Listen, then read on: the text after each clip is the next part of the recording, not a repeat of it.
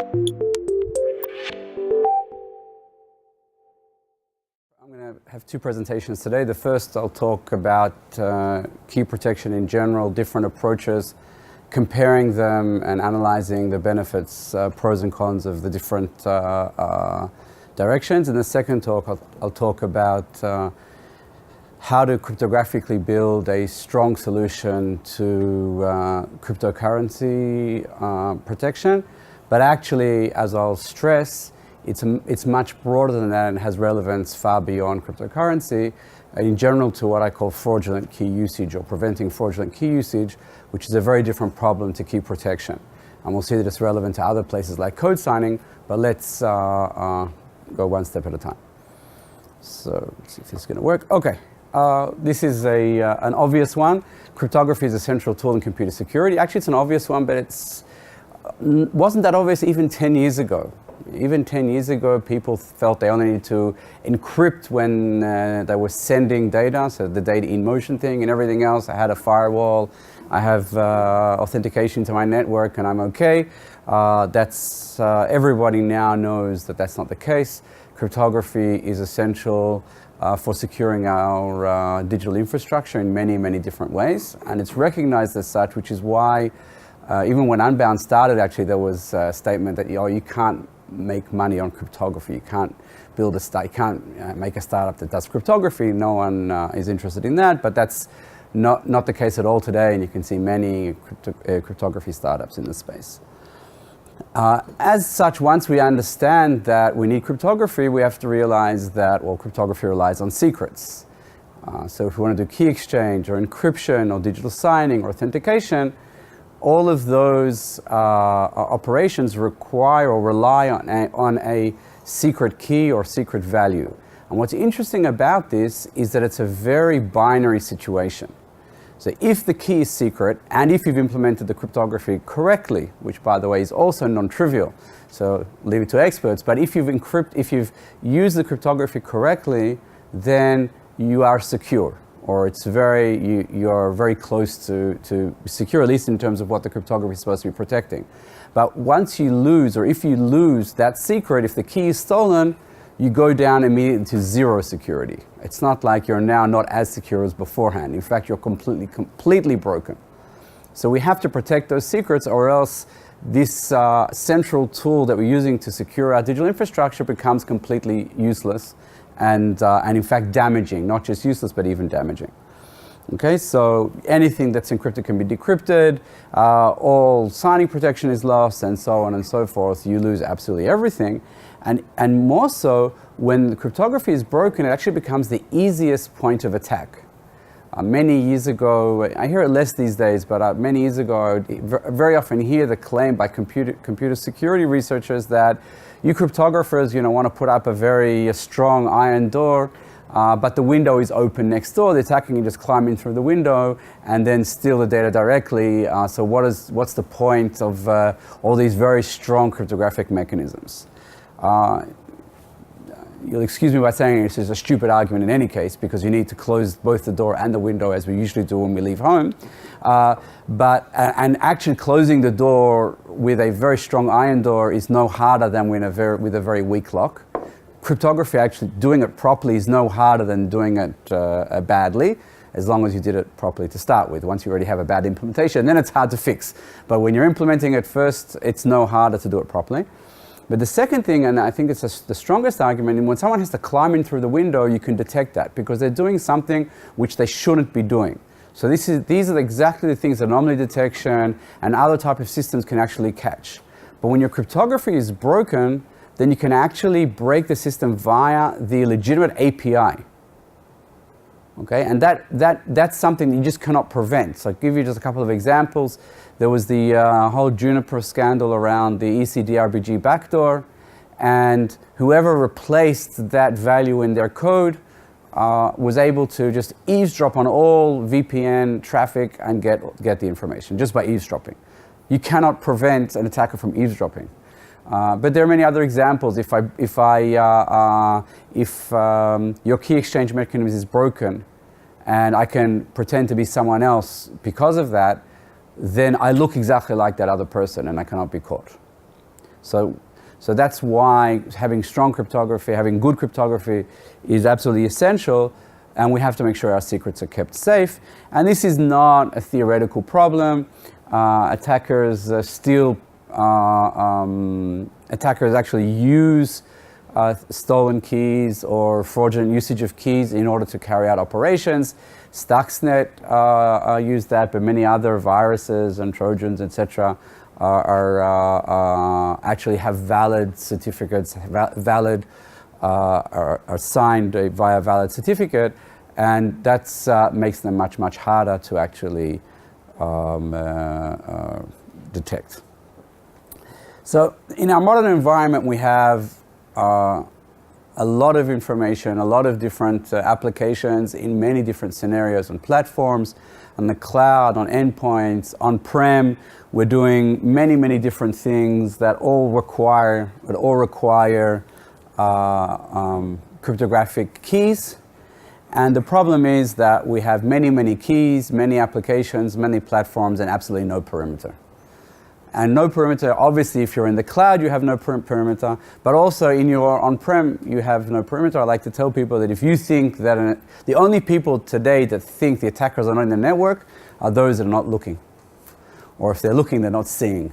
The attackers are in all networks, they're everywhere, breaches happen all the time, and our customers or also our employees bring their own phone, they use their laptops also for personal use in many cases. And in those cases, attackers can easily get in. And how can we protect keys when they're everywhere in many environments and we have no perimeter? That's the real huge challenge that Bob was talking about beforehand. So we want to protect attackers from stealing the keys. And again, I want to come back to what I mentioned beforehand. It's not just protecting from key theft. In some case, fraudulent key usage is very problematic, and I'll come back to this later, but I'll just give you one example. When this morning I updated my iPhone. There was an update, so I updated my iPhone, and let's think about that update is obviously signed with Apple's signing key, code signing key. Let's think of what happened if an attacker managed to get a single signature using that key. Okay, what they could do is they could deploy now an update to all phones around the world, and let's say only 70% of the people installed it, only 50% of the people installed it, and they could install a malicious version of the operating system that could never be updated. Why could never be updated? Because it itself would never allow an update. Okay, and you could therefore now have that half of the iPhones in the world cannot be fixed. Well, maybe you could take it physically back to a store and they would open it up and then completely erase it or something. They're called Android. We have those. They're called Android, yeah. Well, but if we wanted to have insecure phones, we already just bought that straight away. And what you then actually have is a situation of even to a giant like Apple, which would be huge unimaginable damage. And it's through just a single fraudulent key usage of someone getting a malicious version of the operating system signed by the code signing key that Apple holds. Okay, so in some cases, this is a huge issue.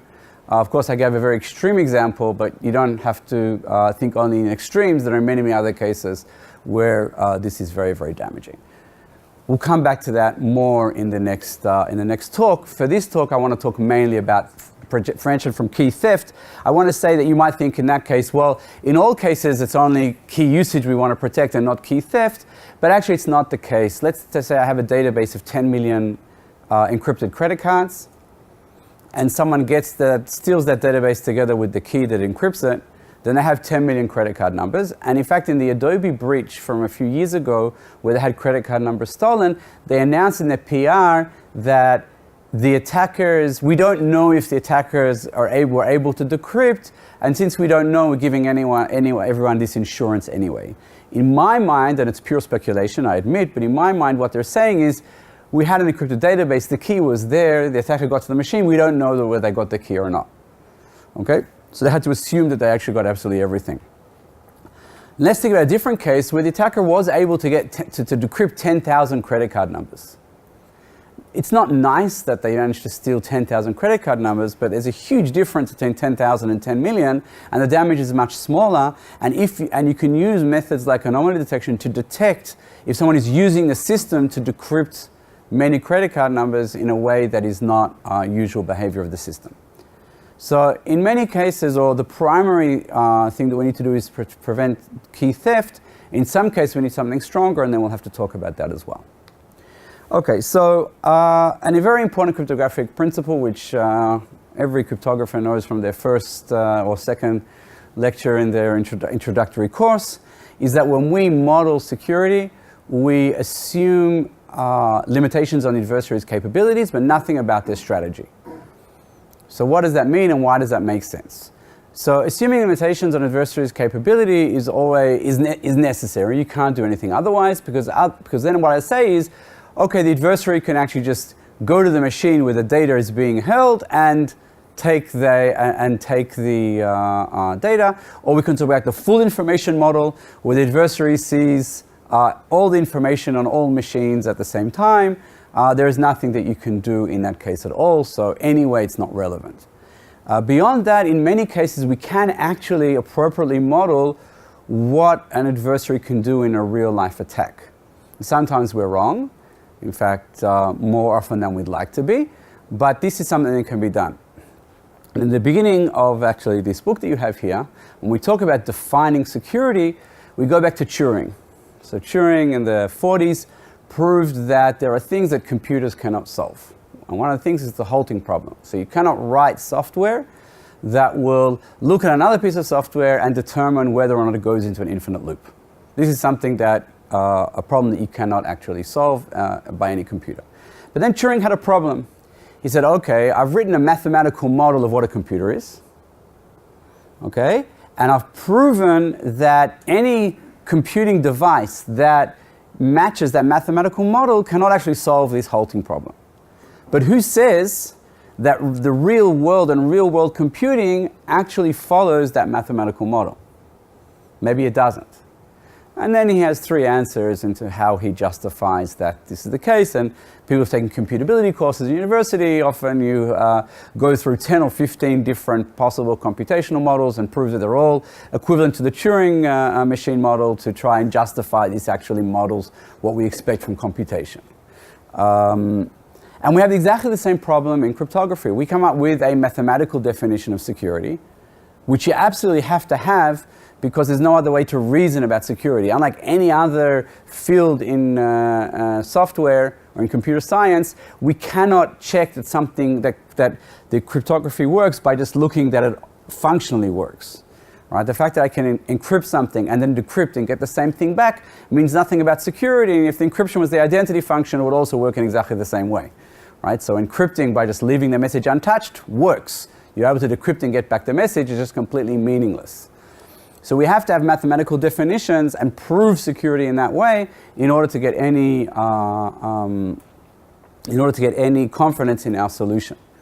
And then we have to ask, does that mathematical model, that mathematical definition of security actually match what happens in the real world? And it takes years. So the first formal definition of encryption in the computational model was made in 1984 by Blum and Goldwasser. And it really took until the late 90s to have chosen ciphertext security that was accepted. It was defined earlier, but it was accepted as the default definition only about 15 years later. Okay, so these things are long processes.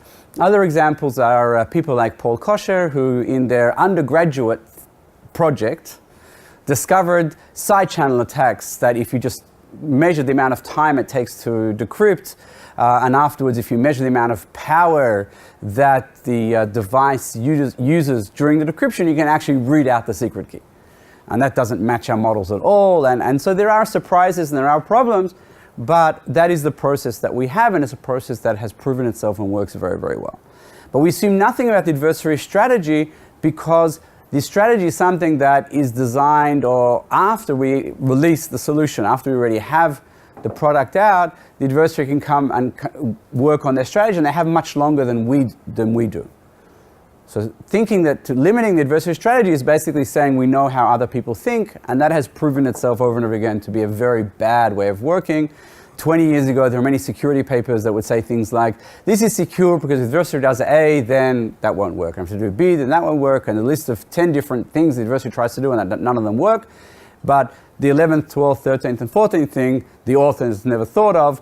And this is actually very clear in the key exchange world. If you look at papers on key exchange from 20 years ago, the vast majority are very badly broken with many very ingenious attacks that we would never have thought of, but actually can work in practice.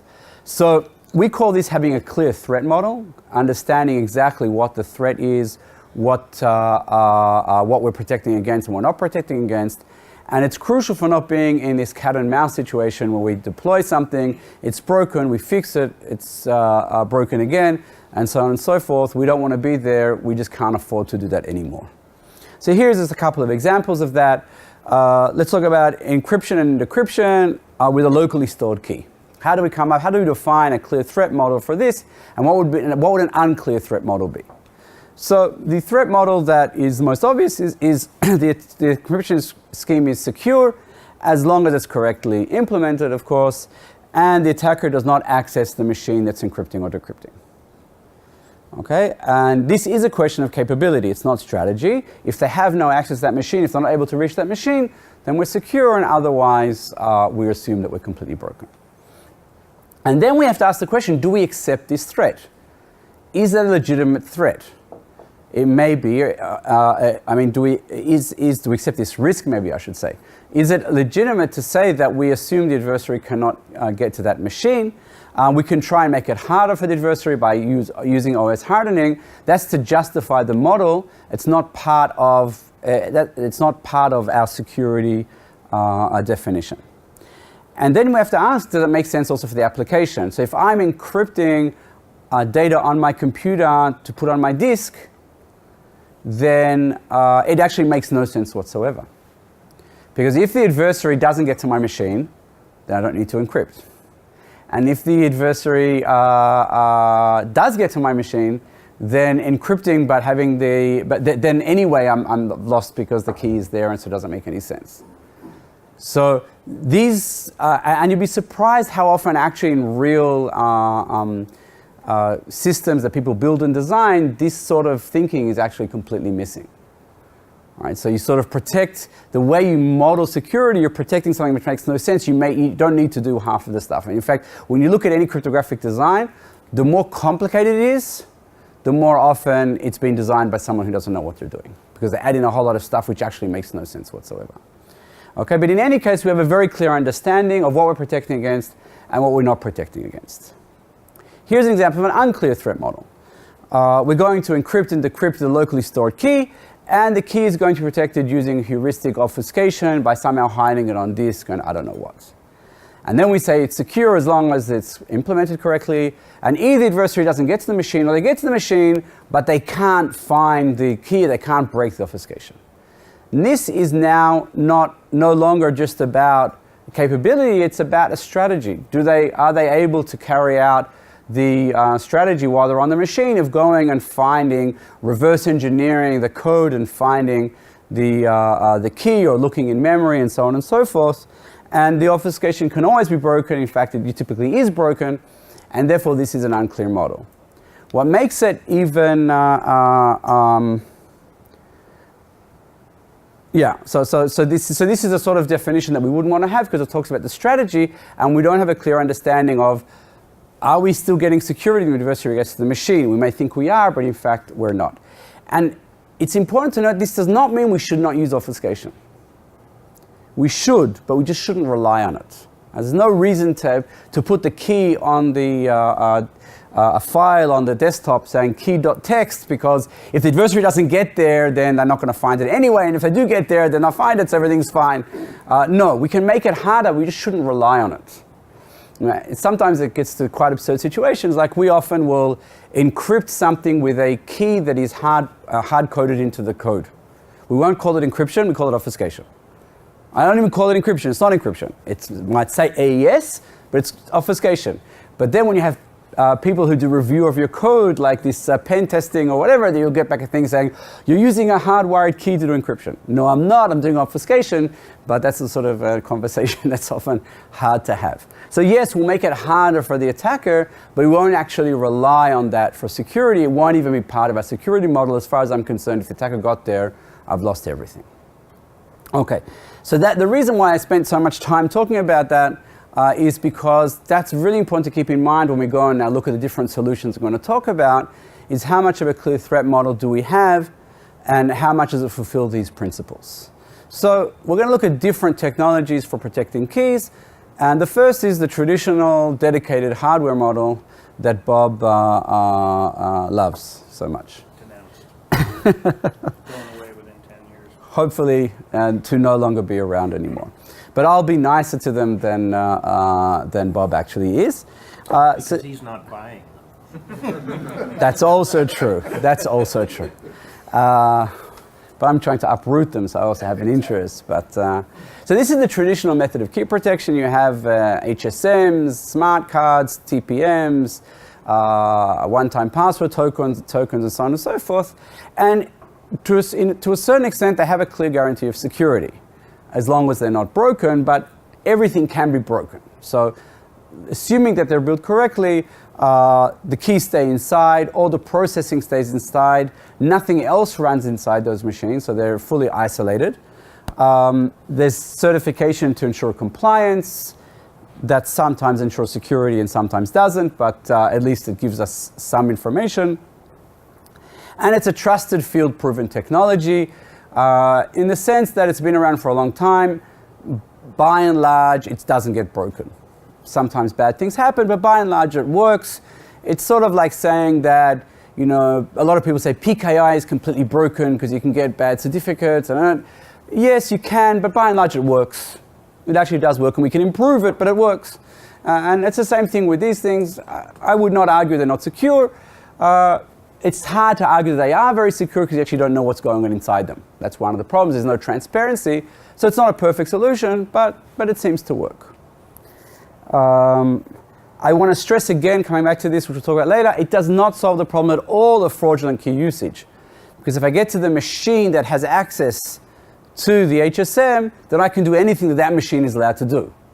So it actually doesn't deal with that problem at all. It makes no progress at all, even in dealing with that problem, but it does give good protection against key theft. What's the problem with hardware? Well, there are a number of problems. The major downside is that it's hardware. So I'll talk about agility. Agility can mean a number of different things. Crypto agility typically means the ability to replace something when bad things happen, to incorporate new standards when they come about. And this is very, very problematic in hardware. When a vulnerability is discovered, it's very, very hard to fix. And I'll give you two examples. One example is SafeNet HSMs fell to a PKCS11 API vulnerability. They did the strange thing of actually implementing the entire PKCS11 API. God knows why, because if anyone has read that standard, it's very unclear why you want absolutely everything. And there were some very strange things like being able to do key derivation, which means you take a key and derive part of that. But the key derivation, there are many different key derivation mechanisms, and one of them was actually just giving me 40 bits of the key. And then you could do this, and you could also say which part of the key. So it wasn't like hashing the key or something, and this was part of the standard, so you could actually read out different portions of the key. It's not as simple as that, I'm oversimplifying, but that's sort of the idea. Now, you have to go and fix those problems, and the scariest part is that this is something, again, could not have been detected. An attacker who used this could not be detected because they're using the legitimate API that the HSM is willing to work with. And so, but going and fixing these boxes requires actually physically going, updating them, and it's a very difficult procedure, and it's very, very expensive. Another example is Roca. Infineon had the fantastic idea of optimizing their RSA key generation. Whenever you hear the word optimizing anything cryptography related, you should run as fast as you can. But they did it using a method of generating the primes that did not fall to known attacks, which is also an incredibly bad idea. And it turns out that a variant of the coppersmith's attack could actually get out the RSA keys, and now we're talking about millions and millions and millions of chips in smart cards, in computers all around the world are completely broken. I mean, completely broken. So Estonia had all of their citizens have these ID cards using these chips. It's not so bad because Estonia is a small country. So when you're a very small country, it's not so bad. But how do I update my computer when I bought it from Office Depot? And it's just that chain of the chain of getting that fixed is almost impossible. And here's something which is really important when we think about the cost of something. Often when we think about the cost of something, we think about if the probability is low that it happens, then the cost is low. That's the wrong computation, right? The computation is what the expectation, what the expected cost is the probability times the cost to actually fix. That's what we have to think about. Now, if the probability is very low, but the cost is so high, that actually we have a high expected cost. So expectation to think about it, a couple of years ago, I got a phone call in my office at work. I pick up the phone and someone says they want to sell me a subscription to the lottery, where every week you're automatically enrolled. And I said, no thanks, the expectation is against me. So about to hang up and he says, it's probably a student, he said, no, please explain that, I've never heard that answer before, what do you mean? So I spent 10 minutes explaining expectations and probabilities, and in the end they said to me, wow, thank you so much, and they hung up. So there are many other additional challenges related to the operational side and not necessarily the security side, but they're very important. So distinct solutions don't interoperate with each other. If you want to protect endpoints, if you want to go to the cloud, if you want to be on-prem, everything is different. There's a huge management cost and user experience and all the other pain that goes along with hardware. So in general, this is sort of really belongs to the past. And the physical protections around hardware are not very relevant anymore. I'll talk about that more at the end. I just want to say a note about vulnerabilities. I'm not saying that, SafeNet are idiots for implementing what they did. In fact, to a certain extent, they're fine. They implemented what they were supposed to. Infineon, I will be less nice to, but everybody makes mistakes, right? Everybody has bugs in their software. I have published more than 2 or 3 papers that have errors in them, and also upon code review and others, I have also designed cryptographic solutions that have errors every now and then. These things happen; they happen to everyone. We can do as much as possible to minimize them, but they will happen. So understanding that this is an inevitable part of the process of software engineering and building software solutions, we have to know that we're buying a solution that we can recover from these errors from in a reasonable way. And in hardware, that recovery process is very, very, very difficult.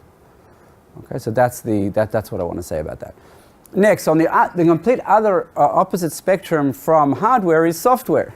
Software is great. It's easy to use, it's flexible, it scales, it's super virtualized environments, you can fix vulnerabilities easily, you can incorporate new algorithms easily, you can deploy on multiple platforms, you're not bound to any vendor.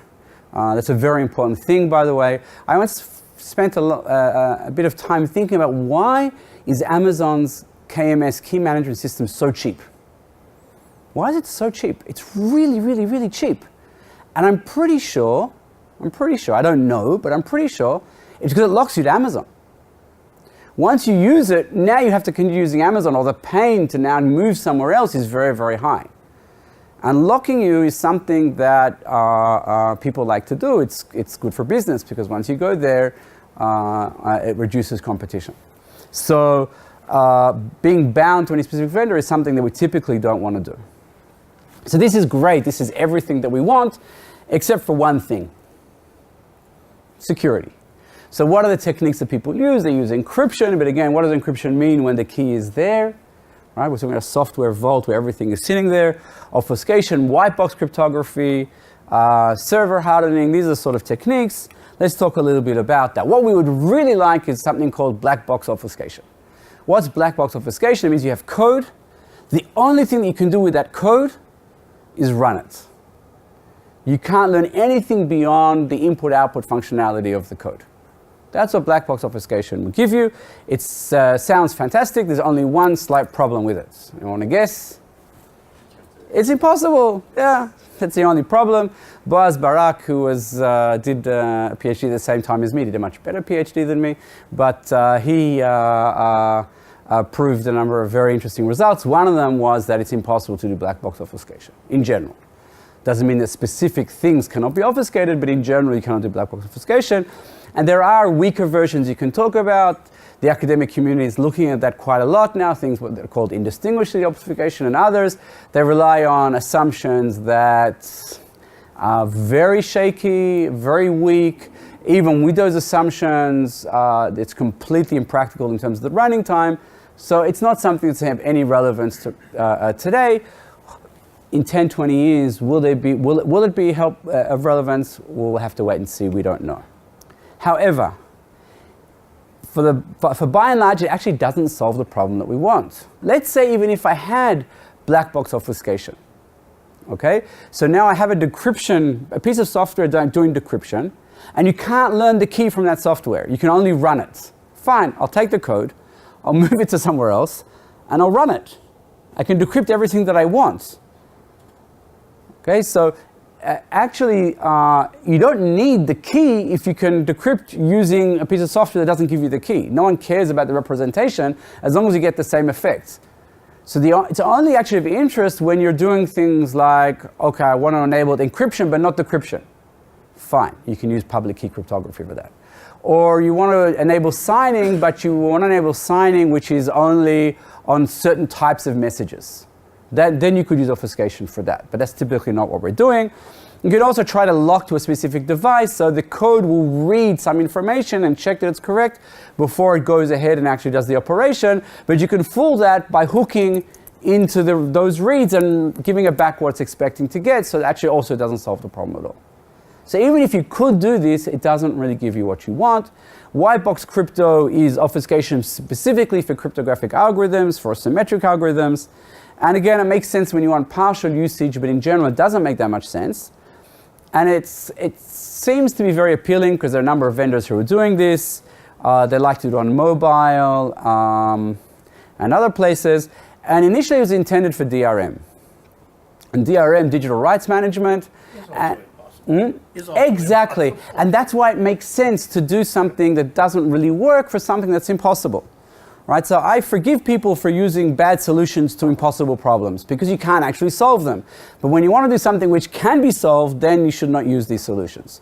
So DRM is actually impossible, and therefore it's reasonable to do things which just make it harder because you can't come up with a clear security model, clear threat model for something that's impossible to solve. But how secure is this white box crypto? And we actually first look at different strategies for breaking white box crypto. The first way is a dedicated attack, and people who are expert cryptanalysts do this. You look at the code, you write down equations, you try to understand what's going on, you spend time, and you break it. Someone else came up with a very, very interesting idea. They said, okay, remember Paul Kosher that I mentioned earlier on with side channel attacks? So if you can measure the power usage during decryption, you can actually extract the key. So this person said something very interesting, said, let me simulate the power usage by looking at the instructions that are being run during this white box crypto operation. Now, I can do that because I'm running the actual code, so I can just measure the power usage of different instructions, and I can print them out and then try to apply all the power analysis techniques from the side channel field, and it turns out to be incredibly effective.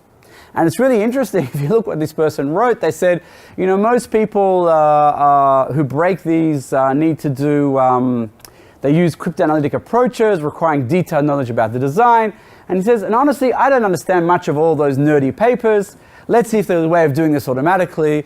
And so he came up with this idea, and it's really incredibly effective and breaks these things very fast. In 2017, CHESS, which is the primary hardware security conference of the IACR, which is the International Association of Cryptological Research, ran a competition on white box cryptography solutions. And they wanted to see, how long would it take to break all the best candidates. So there were 94 challenges, and it took 2 weeks to break them all. And here's all different things, but you can see here 94 were submitted. Only 13 of them held for more than 1 day. The strongest survived for 28 days, which is more than twice as long as the second strongest implementation. And these are. I've worked with Louis. So there you go. So these white box crypto just does not work. You can't get more cat and mouse than that, and it's incredibly weak. These are all the best, the people who do white box crypto for a living, and this is what they do the best, and most of them didn't last even more than a couple of days, and the best lasted 28 days. Okay, so hardware, arguably secure, but very problematic for many, many other reasons, both from the cost of recovery when there are vulnerabilities to all the functional management side. The other extreme, pure software, great for everything but security, which would be fine if you weren't building a security product, but you are, so it's not really very relevant. And now let's look at something in the middle, which is a trusted execution environment, and this is something new which is coming up. It's an emerging approach with Intel SGX, AMD SEV, ARM Trust Zone, and what these do is actually these build a separate area of execution where you can run code inside, and that code cannot be observed by anybody, by anything else running on that machine. So even if I'm running on that machine, supposedly, even if I'm running that machine, I'm not able to see it, look inside that enclave, and then I can have things like memory encryption, so I encrypt everything that I want to store in memory, and I read it back, and it's all encrypted, I can't read anything. That's not so simple to actually use, by the way, because access patterns to the memory can reveal a lot. There are solutions called oblivious RAM or other things, but for the case of key protection that we're looking at here, they're not really relevant. Inside the trusted environment, I'm going to put the encrypted key. I'm going to have keys that I want to use, and those keys will always remain inside that trusted execution environment, and then supposedly everything will be safe. And there are also attestation methods to make sure the correct code is running. So I want to put this in the cloud. Well, how do I know that actually it's running the correct code inside the enclave? So there are attestation methods where I can verify that. There are problems with that. The attestation relies on a Intel, for example, in SGX, to actually store all of those secrets, and if they're breached, then everything is broken. So there are many, many challenges as well. However, unfortunately, they just did this completely wrong. In what sense they do it completely wrong? So let's talk again about the iPhone. It's not that we want to sound like we're Apple fans or anything, but iPhone has a secure enclave.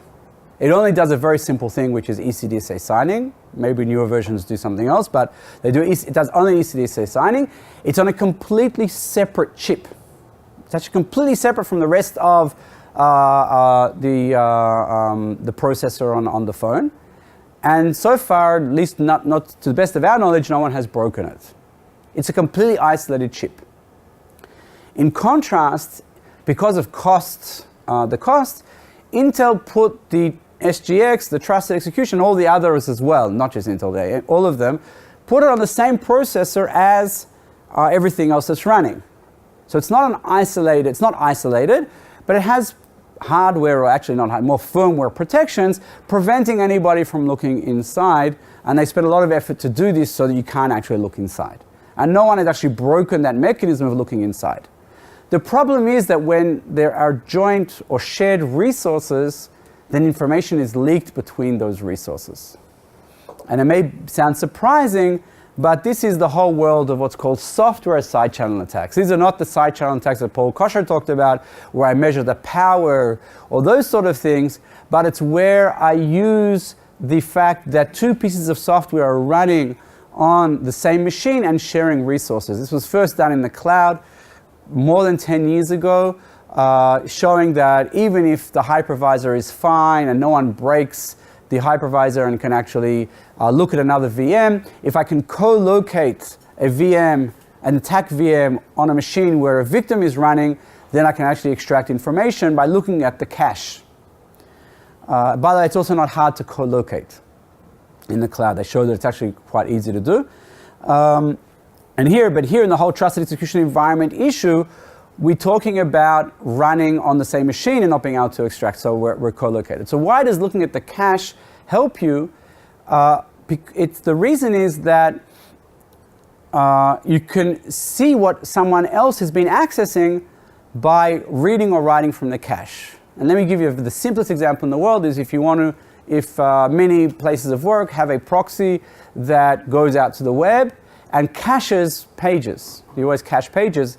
Now, if I want to know if someone has gone to some very esoteric web page like google.com, okay, then if I query that page, if it takes me a long time to get the response, that means no one has been there. If it takes me very little time to get the response, then it means that it was cached, so someone else was already there. And it's actually exactly the same thing on a processor. And what's more interesting and surprising for us theoretical computer scientists in the room, but maybe not for the real software engineers, that code is data as far as the cache is concerned.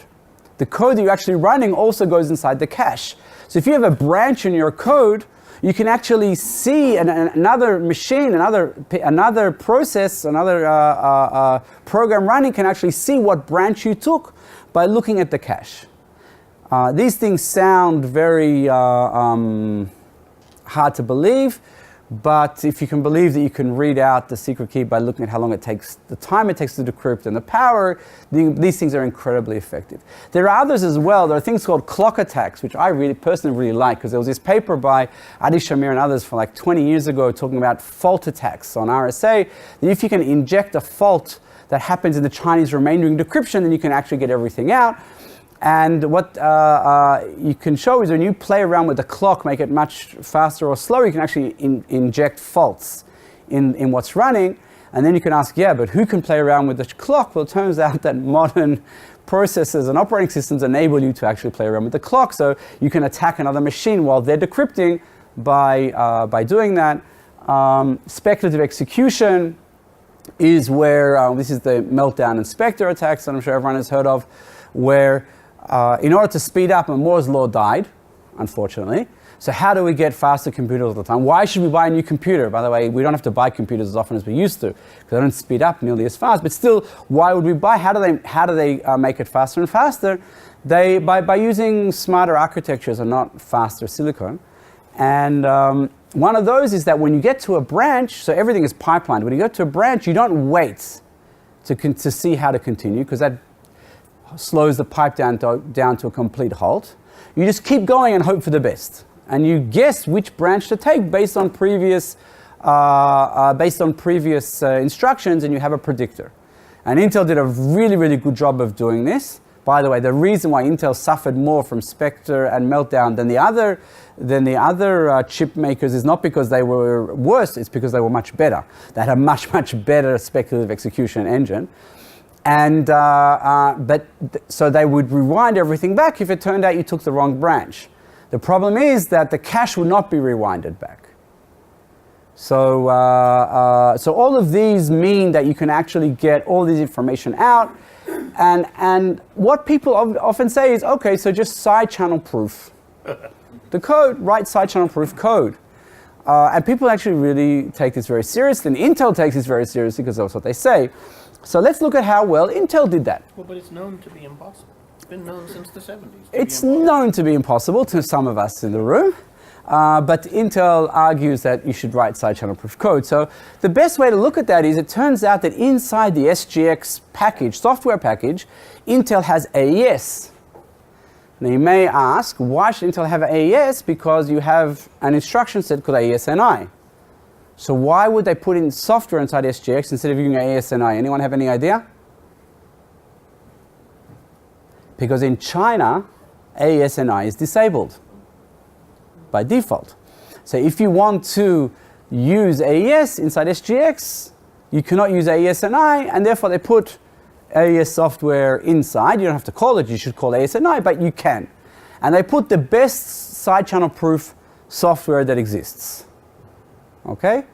And it was easily broken using a side channel cache attack. Easily broken.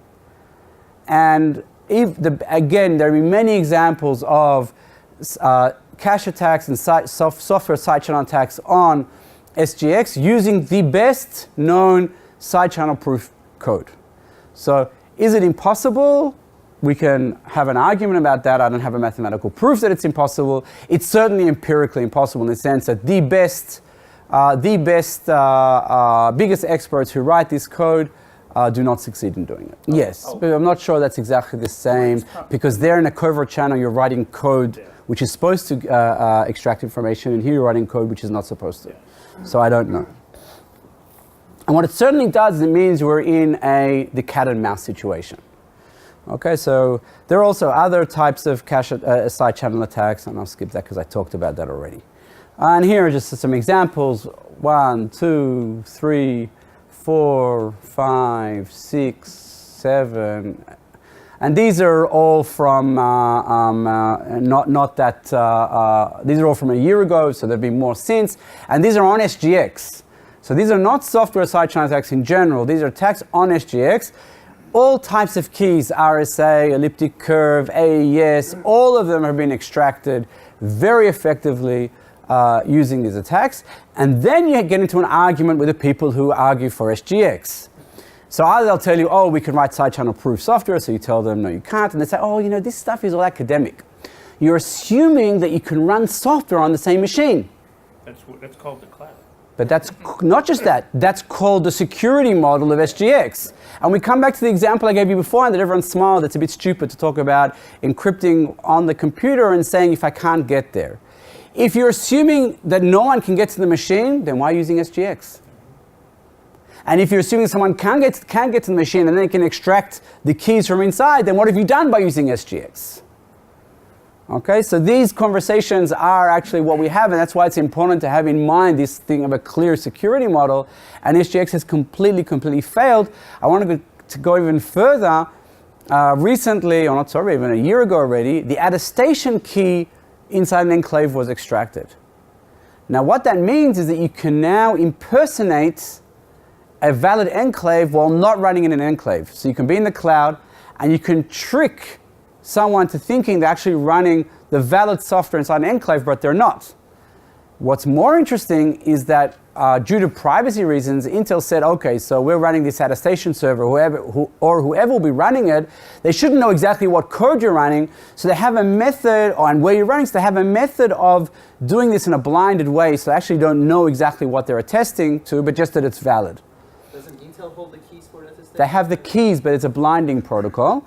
So if you break into Intel, also you get everything. But it means once you get one attestation key out of one enclave, you can impersonate any enclave on any machine. So if this doesn't kill SGX, I don't know what it does. What does? Again, I would think of SGX in the same way that I talked about obfuscation beforehand. Yes, it makes it harder. Why not do it in terms of making it harder? But would you rely on this for your primary security model? Absolutely not. At least that's my unequivocal position. So income now, I'm running way over time, but I hope everyone will forgive me for speaking more than an hour. I don't believe in this new generation of TED. So if TED Talks are 10 minutes long, then I'm... 10 instead of 18 now? Or they're 18 minutes long, then I do 10 times longer. So I have 180 minutes. That means I have 3 hours. Great. No, it'll be at 15 more minutes. So I want to talk about a new approach, which is MPC. Some of the people in the room are familiar, some are not, but we'll do it in a relatively fun way, and then we'll talk about its application here. So this is the original problem that Yao talked about in the mid to late 80s, 86. A group of bankers go to lunch. They got their bonuses. They want the person who got the biggest bonus to buy lunch for the rest, but they want to do it without revealing actually what their bonuses were. So if there was a trusted party in the world, then they would all send their bonus to the trusted party. The trusted party would say, Mrs. Yellow received the biggest bonus and she will buy lunch for everybody else. Okay? The only problem is that we don't have any trusted party. And we don't have any trusted party. I want to stress what that means. First, having different people trust the same person is very difficult. But when you say, like many people say, oh, I trust Amazon. It's not in their security model to actually go and attack me. And it's true. It's absolutely true. But saying that I trust Amazon also means that I trust that they're not going to be breached. And that's a very different story. Clearly, they don't want to be breached, but I have to trust that they're not going to be breached. And also there's subpoena issues. What happens if they're subpoenaed? Their history on subpoena behavior is not that great, but even people Google has a very good history of fighting subpoenas. When in the end they lose that fight in the FISA court, it's over and you don't even know that the subpoena was issued. And that's the reality of our modern world. We do not have any trust, either because people just are not trustworthy, that's the truth, or even if the person running this organization is trustworthy, it doesn't mean that everyone inside is trustworthy and no one is blackmailed or corrupted, that they weren't breached, that there were no subpoenas. We don't have trust. Trust is a thing of the past. Hopefully we have trust in our family. So MPC is exactly replacing trust. It's having trust without having it. Right? So what does that mean?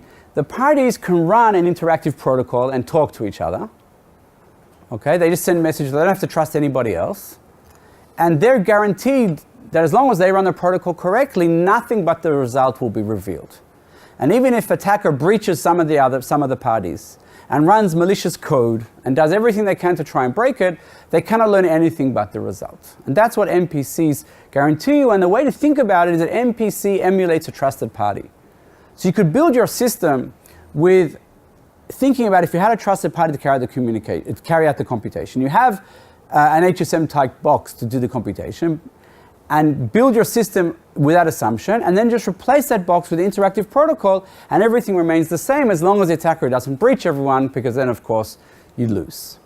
Okay, so that's the idea. Now, how can this actually work? It sounds like it's a very hard to believe that you can actually do such a thing. And in the second talk, I'll give more technical examples. But here I want to give a few examples already. So here's the way to solve the problem of the inept teenager who becomes the computer scientist later on, who wants to ask someone out, but it's sort of, it's embarrassing. I've been turned down 15 times already, and the salespeople in the room don't understand what we're talking about. They're the well, yeah, we didn't have any problem asking anyone out in high school. And what we want to do is we want to be able to ask someone out, but in a way that if either say no, then the answer is no. So if Alice says yes and Bob says no, the result is no, and Bob doesn't know whether Alice said yes or no. Now it's important to note that Alice knows whether or not she said no, but Bob doesn't. So you could think about doing this between every pair of kids in the class. By the way, I read once about a Slack plugin that you can say at your place of work who you like. Okay, if you want to go out with someone. If at any point later on they also say they want to go out with you, then you'll both get notification that you like each other. So you only have to trust Slack, and I think that would be an incredibly interesting database to look at, right? And if you could get percentage statistics, it would immediately tell you whether you should leave the company. Exactly. So the idea is that you want to be able to do this, and it actually sounds like a simple problem, but it's really, really hard. How is it possible, if they both say yes, you'll get yes. If one said no and the other said yes, or both said no, you won't be able to tell the difference. How can you do that without revealing any information? It seems very, very hard. And we're going to do it with cards. So Alice and Bob each get two cards, a king and an ace. And if Alice likes Bob, he'll put his king first, then the ace. And if not, he'll put the ace first and the king. And Bob will do exactly the opposite. If Bob likes Alice, he'll put the ace first, then king. And otherwise, king first and then ace. And then they each turn their cards over with an ace in the middle. So they put Alice's cards first, then the ace, then Bob's cards. Okay, this makes no sense yet, but let's have a look at what the possible configurations of these cards are. If Alice and Bob like each other, then Alice put her king first, then ace. And Bob put his ace first and then king, so you have three aces in a row. Okay, so you have king, three aces, and then king. In any other situation, you have always ace, king, two aces, and then king. You never have three aces in a row. And I'm talking about also considering a rotation. So this is also ace, ace, king, ace, king. So even rotate, you never have 3 in a row. In all of these 3 configurations, it's always king, 2 aces, king, and ace. And what I wanted you to note is that these 3 configurations are all identical. They're completely identical up to a rotation. So what the parties do is they turn over the middle card, and then they rotate them randomly. Each rotates, and then they open them up. And if there are 3 aces in a row, they go out on a date. They're happy computer scientists.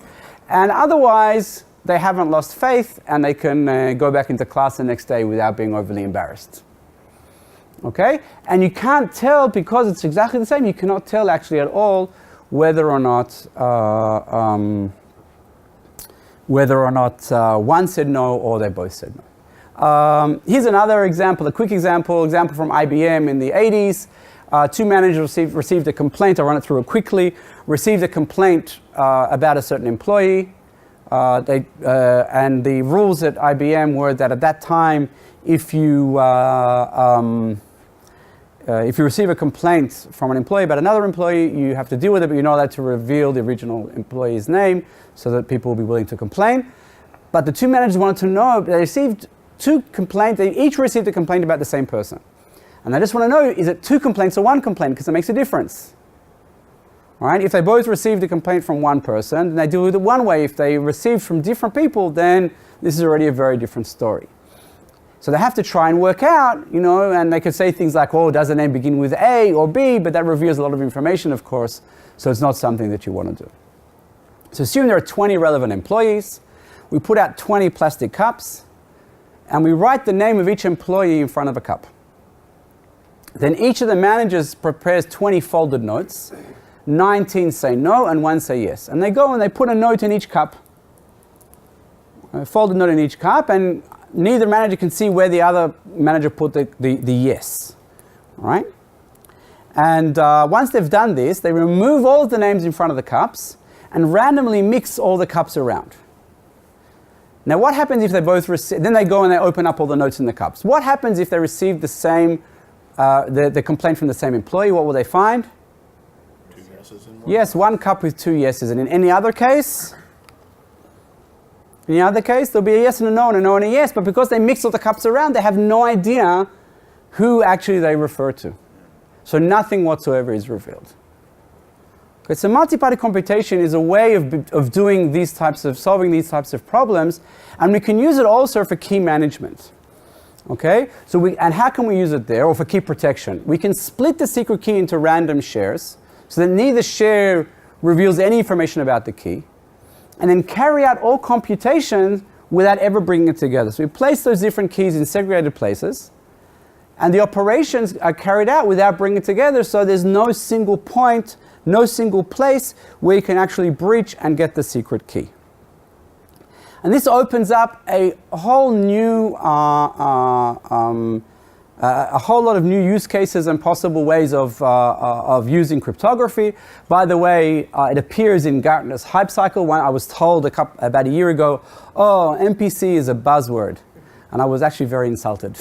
But I suppose it's good. The world actually knows what we've been doing for like 20 plus, I've been doing it for 20 years. So I guess it's good that the world actually knows about it. So you can split keys, for example, between cloud and on-premise data centers. You have very strong separation. You can monitor all operations. All operations are logged at both servers, and you can see that actually that matches the other operations that are taking place. You can protect general secrets, not just cryptographic keys. And it's a clear threat model because there's a mathematically proven security guarantee. But it's a very different model to the ones that we're talking about now. It's a model which depends on segregation. So as long as we can assume the attacker doesn't get to all of the pieces, we're guaranteed security. And then we have to just talk about how we make that very hard. How do we get that segregation? Different clouds possibly, Azure and AWS. It's very hard to imagine someone will breach them both at the same time.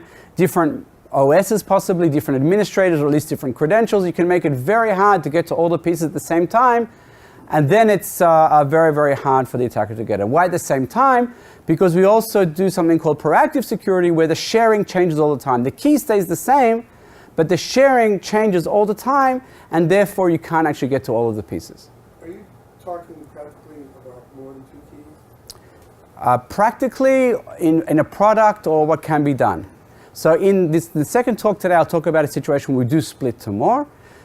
You can split to many more in practice in terms of the technology to support it. Our product currently, our basic product splits into 2 pieces now, but it can split into more. There's no reason not to when there is interest. If it's needed, then that's something that we'll do.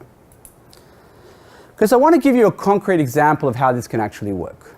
So here's the RSA function. Just ignore all of the modular reductions if you prefer.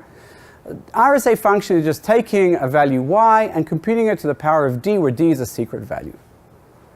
Okay, this is for signing, for decryption, it's the same thing. And RSA happens to be very, very amenable, very MPC friendly, because it has such nice algebraic structure. Other things do not. But at least RSA does, so we'll talk about RSA for now. So we can share the key by between 2 servers by having server S1 holding a random value D1 and server S2 holding a random value D2, which is D minus D1. So D1 plus D2 equals D. But if you only have D1, you know nothing about D because it's just a random value. And if you only have D2, you know nothing about D because D1 masks it. It's actually a one-time pad, perfectly secure encryption. Okay, so neither server knows anything whatsoever about the key D. So how can they compute y to the power of d if no one holds the actual value d? Well, it's actually very easy using high school math. Because S2 can compute y to the power of d2 and give it to S1. S1 can compute y to the power of d1 and they can multiply those 2 things together. And the interesting thing is that when you multiply these together, then you have Z1 times Z2, but that's y to the D1 times y to the D2. And when you exponentiate with the same base, you just add what's in the exponents. So that actually equals y to the D1 plus D2, which equals y to the power of D. So you actually get the correct result out, but no one ever held the value D at any point in time. And in fact, you can formally prove that this reveals nothing more than the output itself. So RSA remains secure exactly as before, but no one held the key at any time. And in terms of splitting into more pieces, this is an example where it's trivial to do. You can split into 10 pieces, and 10 different machines can do these operations in parallel, just multiply together, so you don't even get any more latency than this way. And it doesn't matter who the coordinator is? It doesn't matter who the coordinator is. That can be even a public, it can go to somewhere else. It doesn't make any difference whatsoever. So you could think about a possible flow. This is what we do in our product. You have a client who sends a ciphertext to one of the servers to be decrypted. That's forwarded to the other server who returns a partial decryption, you could call it. The second server then computes its partial decryption and multiplies together, verifies that it's correct for technical reasons, and returns the result. And this is exactly as secure as RSA by itself, but no computer at any point at any time knows the secret, and by having segregation, the attacker is not able to get to both. We also do what I said, which is refresh, which is as follows. By default, for example, every hour, you do coin tossing to get a value R. And coin tossing is another MPC protocol that guarantees that neither side can bias the result R that you get. So you get a random R. And the first server just computes D1 prime to equal D1 plus R, and the second D2 prime, which is D2 minus R. And note that the sum of D1 prime and D2 prime is still D, because the R's cancel out. But if you got D1, you breached the first machine and got D1, and then an hour and a half later you breached the second machine and you got D2 prime, you know nothing at all about D, because R masks the value. So you actually have to breach both of the machines at the same time, essentially the same time. You have to be resident at essentially the same time in order to be able to learn anything. And this refresh you can set to any interval that you want. Right, by default we do an hour, but it depends on what you want. It's up to the setting and et cetera, et cetera. I just want to just mention a few things about security. Again, if the attacker does not get to both machines within the period, then nothing can be learned, and this is a proven guarantee, mathematically proven guarantee. And it's a level of security based on separation. So that's about how you deploy it in an organization, and that's up to each organization to make a decision whether they want to have different operating systems, they can have different administrators or just credentials, they want to be in different environments, or they don't want to be. but the technology supports going anywhere and doing whatever you want, and then it's operationally about how much separation you can introduce.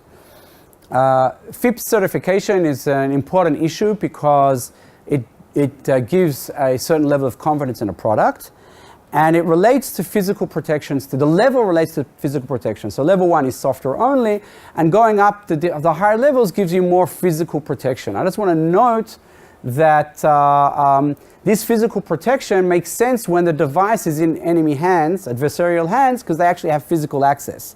But in today's world, where the devices are in, like servers at least are in well-protected data centers, actually the level of FIPS protection makes no sense whatsoever.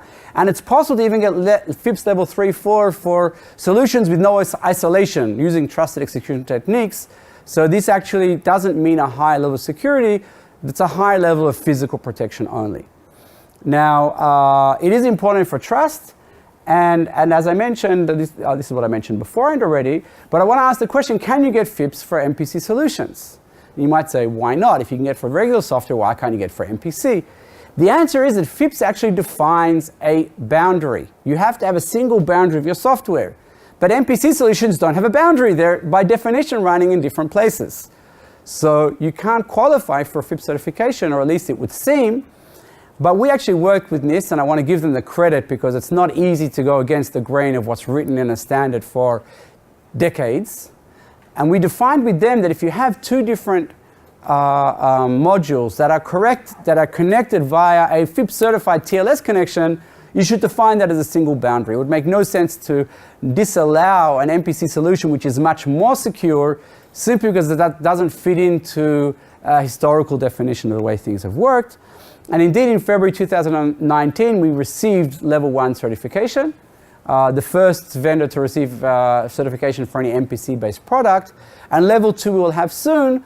That will, though, force you to be on a specific operating system and a piece of hardware, which actually in practice usually doesn't make much sense. Just this slide here, I just want to say that if you look at dedicated hardware, it's good for key confidentiality, but terrible when it comes to agility and all the functionality aspects of being bound to a platform and not flexible and hard for administration.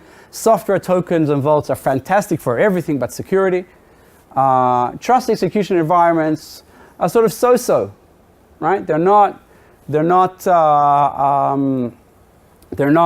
as flexible as software, but they're also not very secure. In fact, they can be broken. So I would argue that with co-location, they're not secure at all. And multi-party computation gives you all the advantages of software, and its level of security depends very much on how you deploy it. If deployed well with good segregation, it gives you a very high level of security. No solution is 100% secure. Anyone who's selling you a security solution that's 100% secure should be shown the door very, very quickly. But by using good segregation, whether on-premise or between very different environments, you can make it very, very hard for the attacker to learn anything about the key. And therefore, we argue that in this myriad of possible solutions today, MPC is an approach that we very, very strongly believe in.